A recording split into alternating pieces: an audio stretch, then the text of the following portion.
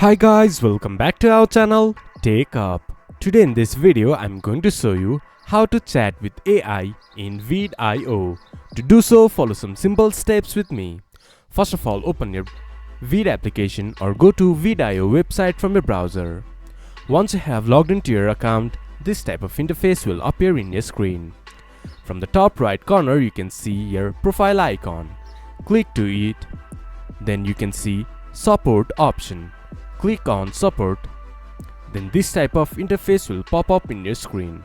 From there you can see message option from the bottom. Click on it. Then click to ask a question.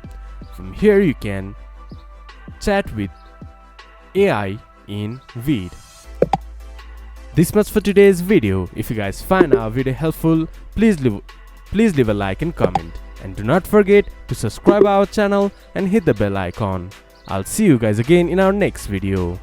Thank you for watching.